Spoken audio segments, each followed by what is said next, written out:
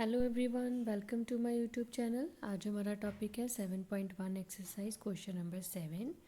इसकी स्टेटमेंट जो है वो सारा गिवन में ही कवर अप हो जाता है कि जो ए बी लाइन सेगमेंट है पी उसका मिड पॉइंट है, ये हमें गिवन है। ठीक है, angle B A D is equals to angle B A B E given है। और मतलब कि ये वाला एंगल, ये जो एंगल ए और एंगल बी है ये गिवन है हमें। और एंगल ई पी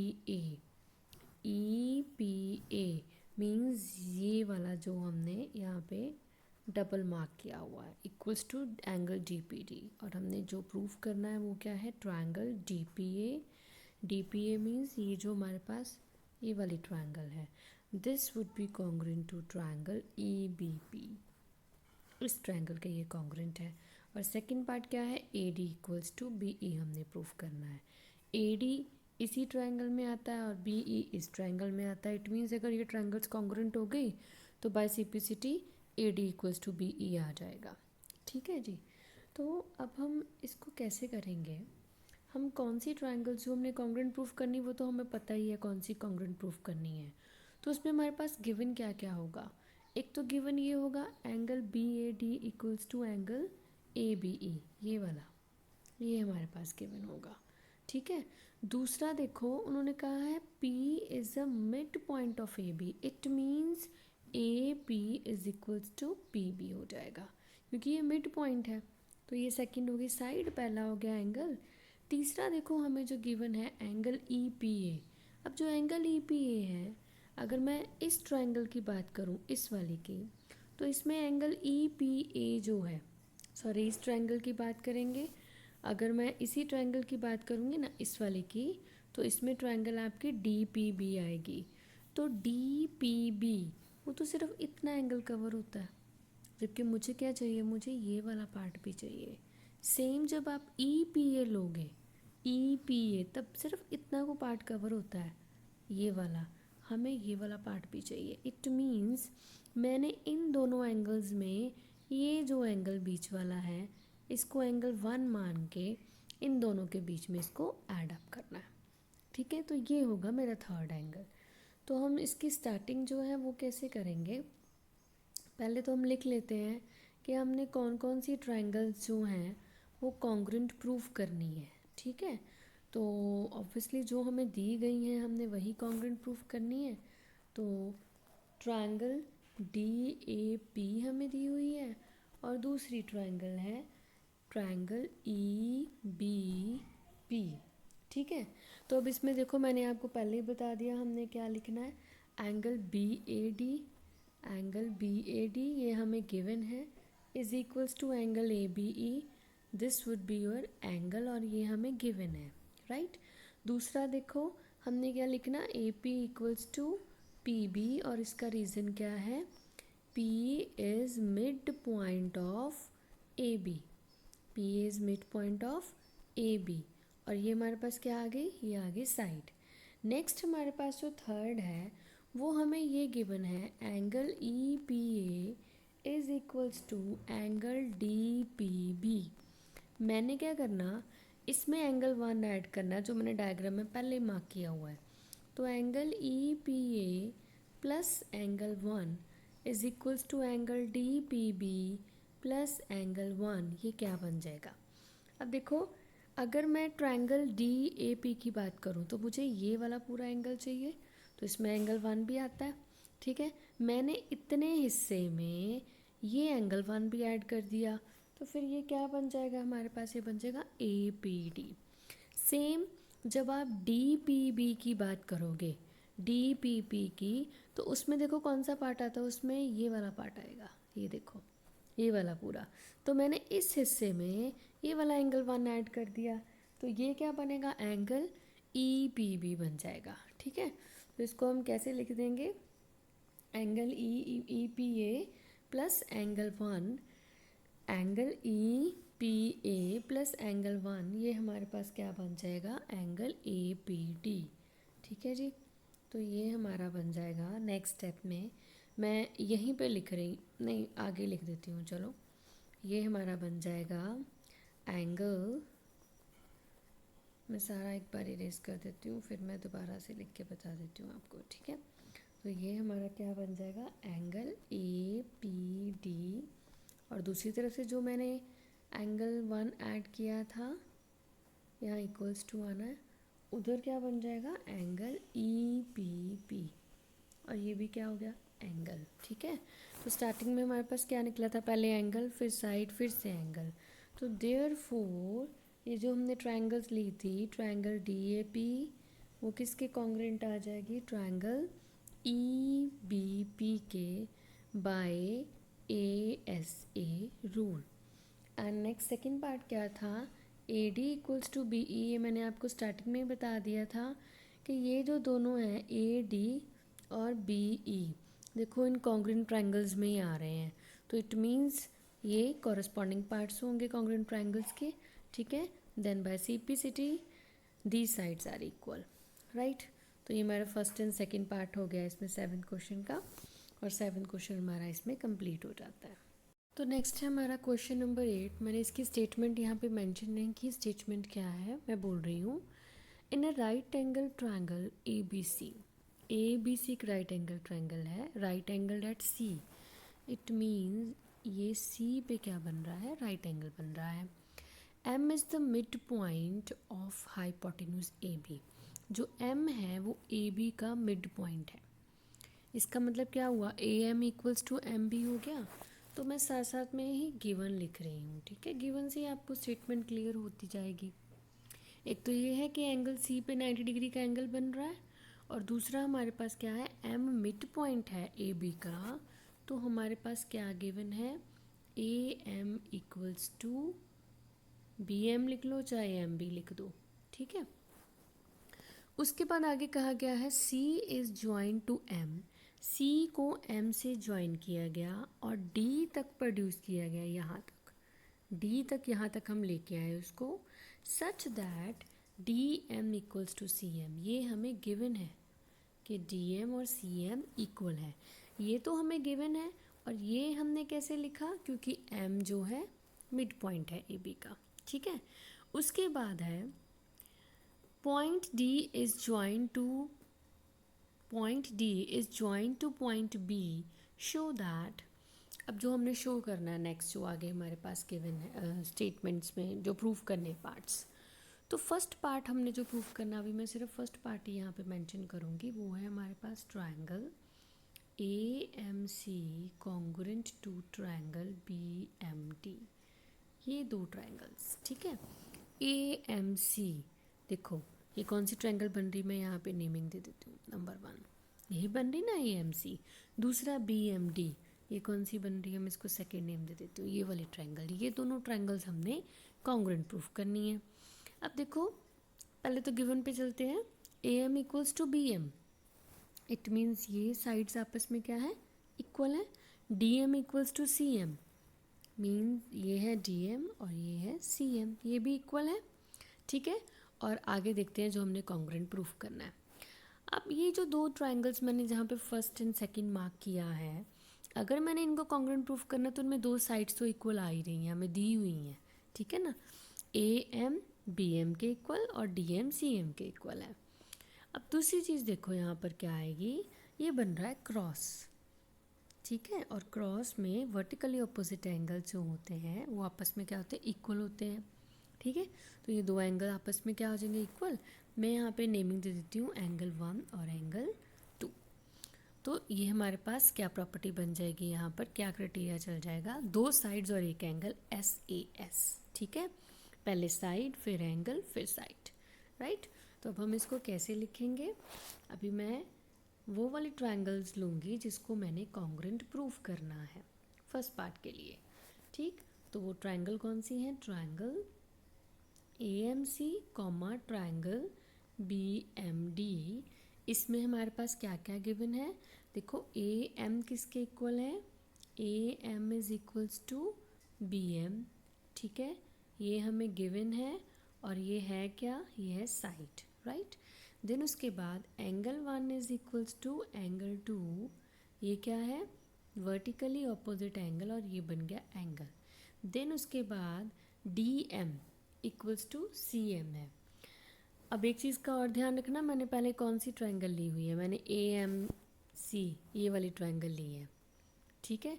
तो इट मीन्स उसी ट्रायंगल की नेमिंग्स ही यहाँ पे आनी है नीचे। यहाँ पे मैं डी एम लिखने जा रही थी तो ये गलत है, यहाँ पे डी एम नहीं पहले आएगा, पहले क्या आएगा यहाँ पे ए एम सी ट्रायंगल का पार्ट आएगा, that is M C. M C equals to D M, और ये भी हमें गिवन है, और ये क्या है, साइड है।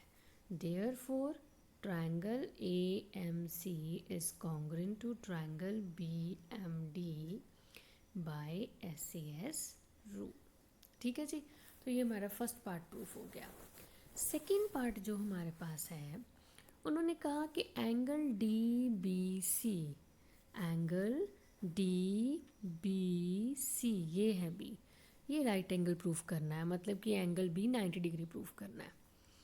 अब ये कैसे करें, ये जो मैंने कॉन्ग्रुएंट प्रूफ किया इसमें से पहले मैंने सिपिसिटी लगानी है। यहाँ पे सिपिसिटी किस किस पे लग सकती है, देखो यहाँ पर ये जो दो ट्रायंगल्स कॉन्ग्रुएंट हैं, यहाँ पे दो साइड्स इक्वल थी, तो तीसरी जो बची वो भी इक्वल ही होएगी बाय सिपिसिटी। कौन सी बची, A C and B D, A C equals to B D आ जाएगा। दूसरा एंगल देखते हैं, देखो एक मैंने एंगल 1 और एंगल 2 तो इक्वल ले लिए, ठीक है, तो बाकी के दो एंगल्स भी तो इक्वल होंगे, लेकिन मैंने यहाँ पर मेनली वही चूज़ करना है जो जिसकी मुझे आगे जाके ज़रूरत है, ठीक है। तो यहाँ पर ये देखो, ये है एंगल डी, एंगल आप इसको कैसे बोलोगे, एंगल बी डी एम, और दूसरा है एंगल ए सी एम। सिर्फ इतना सी पूरा नहीं लेना, ठीक है। ये दोनों आपस में इक्वल होंगे क्योंकि यही दो ट्रायंगल्स हमने कॉन्ग्रुएंट ली थी ना, उनमें मैंने एंगल्स देखने, अब उसमें एम ले चुकी हूँ, तो इट मीन्स एंगल सी किसके इक्वल होगा, एंगल डी के इक्वल होगा। और यहाँ पर जो एंगल ए है वो किसके इक्वल हो जाएगा, एंगल बी के, एंगल बी भी पूरा नहीं, हाफ वाला ही, ठीक है।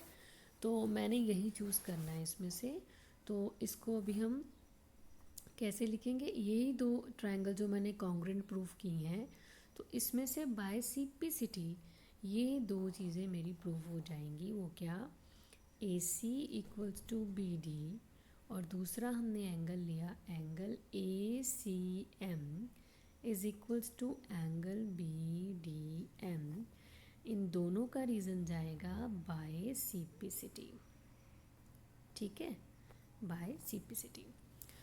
तो अब देखो ये जो साइड मैंने यहाँ पे लिखी है इसका भी यूज़ होगा, वो आगे जाके यूज़ होगा, लेकिन एंगल का पहले यूज़ हो जाएगा। अब ध्यान से देखना आप, ये जो दो एंगल्स हैं ये क्या बन रहे हैं, ये देखो मैं इसी फिगर में ही इसको हाईलाइट करके बताती हूँ। ये देखो जब मैं इसको हाईलाइट कर रही हूँ तो ये कौन सा शेप बन रहा है, कैपिटल Z, और आपको पता है Z के बीच में जो एंगल्स होते हैं वो ऑल्टरनेट एंगल्स होते हैं, और हमने ये और ये एंगल इक्वल लिया तो ये बन रहे हैं ऑल्टरनेट एंगल्स, ठीक है। अब अगर ये ऑल्टरनेट एंगल इक्वल हैं तो इट मीन्स इसमें जो ये लाइन जा रही है बीच वाली ये ट्रांसवर्सल हुई, तो फिर AC और BD क्या हुई, ये पैरेलल लाइंस हुई। और आपको पता है अगर लाइंस पैरेलल होती हैं तो ऑल्टरनेट इंटीरियर एंगल्स भी क्या होते हैं, इक्वल होते हैं। को इंटीरियर की प्रॉपर्टी भी लग सकती है, कॉरेस्पॉन्डिंग की प्रॉपर्टी भी लग सकती है। लेकिन अब इसमें क्या आ रहा है कि मेरे पास ये ऑल्टरनेट इंटीरियर एंगल बने, ये जो सिपिसिटी लगा के निकले, और ये इक्वल आ रहे हैं, ठीक है। हम क्या लिख देंगे, इसको दोबारा से लिख के, they are alternate interior angles, और ये इक्वल भी हैं, ठीक है, और ये इक्वल भी हैं। देयरफॉर इट मीन्स AC किसके पैरेलल आ रहा है, BD के पैरेलल है। अब अगर ये दो लाइंस पैरेलल हैं तो इट मीन्स इस पे बाकी भी प्रॉपर्टीज़ लग सकती हैं। अब वो देखते हैं हमने किस एंगल पे फोकस करना है, इस एंगल पे, ठीक है, इसको 90 डिग्री प्रूफ करना है।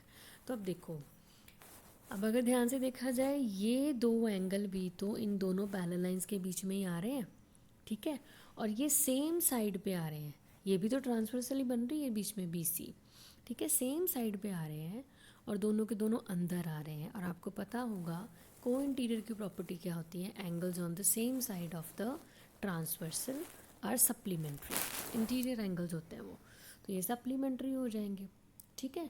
और सप्लीमेंट्री में क्या होता है, उनका सम क्या होता है, 190 होता है।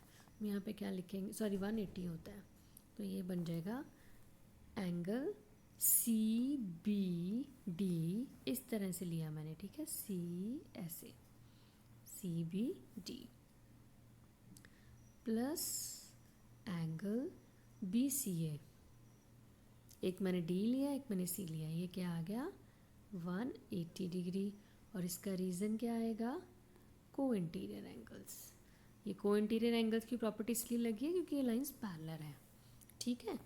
तो अब ये जब हमने को इंटीरियर रीज़न इसका दे दिया लाइंस पैरेलल लगा के, तो अब यहाँ से देखो मुझे एंगल बी सी ए, सॉरी हाँ, एंगल बी सी ए की वैल्यू तो मुझे पता है कितनी थी, वो कितनी थी, वो तो मुझे पता ही है, स्टेटमेंट में ही क्लियर थी कि वो 90 डिग्री है, ठीक है। तो यहाँ से एंगल सी बी डी आ गया 180 माइनस 90, दैट इज़ ये भी बन गया 90 डिग्री। तो ये हमारा सेकंड पार्ट प्रूफ हो गया। सेकंड पार्ट में बस लिखने का थोड़ा सा डिफरेंस है, उन्होंने ऐसे लिखा है एंगल डी बी सी लिखा है, तो इसमें और इसमें कोई फ़र्क नहीं है। देखो मेन होता है आपका बीच वाला एंगल सही होना चाहिए, वो सही है। और 90 डिग्री की जगह उन्होंने लिखा है इज़ राइट एंगल। अब 90 का मतलब क्या होता है, वो राइट एंगल ही तो होता है, this is a right angle, ठीक है जी। तो ये हमारा इसी के साथ सेकंड पार्ट प्रूफ हो गया। अब हम आते हैं थर्ड पार्ट में। थर्ड पार्ट में उन्होंने हमसे क्या पूछा है, इस फिगर में से अब फिर से मैंने दो ट्रायंगल्स कॉन्ग्रेंट करनी है, ठीक है। अब वो कौन कौन सी ट्रायंगल्स है जो कॉन्ग्रेंट करनी है, एक तो है ट्रायंगल डी बी सी और एक है triangle A C B. D B C, ठीक है, ये ध्यान से देखो ये कैसी शेप जा रही है, कुछ इस तरह से आपकी शेप जा रही है, ये वाली डी बी सी, इधर से ए सी बी, ये ऐसी वाली शेप जा रही है, दोनों के दोनों राइट एंगल ही हैं जो हमने कॉन्ग्रेंट प्रूफ करने हैं। अब इन दोनों ट्रायंगल्स में देखो क्या क्या आ सकता है, इन दोनों में हमारे पास एक तो एंगल बी और एंगल सी इक्वल आ गए जो हमने अभी पीछे निकाला ही है, ठीक है। फिर और क्या आ सकता है, और आ सकता है इसमें कि हमारे पास ये जो बी सी है वो क्या है, बीच में आ जाएगा, कॉमन आ जाएगा, ठीक है। और देखो इसमें क्या चल सकता है, हमारे पास डी बी सी ट्राइंगल है और एक हमारे पास कौन सी ट्राइंगल ली गई है, एक हमने ट्राइंगल ली है यहाँ पे ट्राइंगल ए सी बी, ठीक है। तो इन दोनों ट्राइंगल में हम इनको कॉन्ग्रेंसी में कैसे लेके आए, तो हम इन ट्रायंगल्स को कैसे कॉन्ग्रेंट प्रूफ करेंगे। देखो एक तो हमारे पास क्या आ रहा है, बी सी दोनों में सेम आ रहा है, कॉमन आ रहा है, और ये तो होगी हमारे पास साइड, ठीक है। दूसरा अभी हमने निकाला कि जो एंगल बी है वो एंगल सी के इक्वल आ रहा है, ठीक है, क्योंकि ये दोनों के दोनों क्या है 90 डिग्री बन रहे हैं। तो मैं यहाँ पे शॉर्ट फॉर्म में लिख रही हूँ एंगल बी एंगल सी, ये 90 डिग्री है, ये मेरे पास एंगल हो गया। तीसरा देखो, आपने जब सिंप्लिसिटी लगाई थी फर्स्ट पार्ट में, मैंने आपको बोला था सिंप्लिसिटी लगा के हमने एक साइड इक्वल प्रूफ की थी और एक किया था एंगल, एंगल का तो यूज़ कर लिया था लेकिन मैंने कहा था साइड आगे यूज़ होगी, तो वो यहाँ पे यूज़ होगी। वहाँ पे हमने क्या लिखा था, ए C equals to D B लिखा था, ये हमने पीछे प्रूफ किया था फर्स्ट पार्ट में, ठीक है। तो आप ये लिख सकते हो प्रूव्ड अबव, और ये हमारे पास क्या आई हुई है, ये हमारी आई हुई है साइड, ठीक है। तो ये दोनों ट्रायंगल्स हमारे पास क्या हो गई, triangle D B C is congruent to triangle A C B by S A S, ठीक है जी। अब जो फोर्थ पार्ट है वो इसी के साथ ही कनेक्टेड है। अब फोर्थ पार्ट में उन्होंने जो पूछा है C M equals to 1/2 A B, ठीक है। अब देखो अगर ये ट्रायंगल्स आपके पास कॉन्ग्रेंट प्रूफ हो गई हैं तो A B equals to C D लिखा जा सकता है ना बाय सिंप्लिसिटी, ऑब्वियसली लिखा जा सकता है क्योंकि corresponding parts of the congruent triangles आ सकता है इसमें, ये देखो C D and A B, ठीक है। तो C D equals to A B हम लिखेंगे बाय सिंप्लिसिटी, तो इसको हम अगले स्टेप में लिख देते हैं। यहाँ पर हमारे पास क्या लिखा जाएगा, क्योंकि ये दो ट्रायंगल्स कॉन्ग्रेंट हैं तो अब हम यहाँ पे मेंशन करेंगे, यहाँ पे हमारे पास मेंशन होगा सी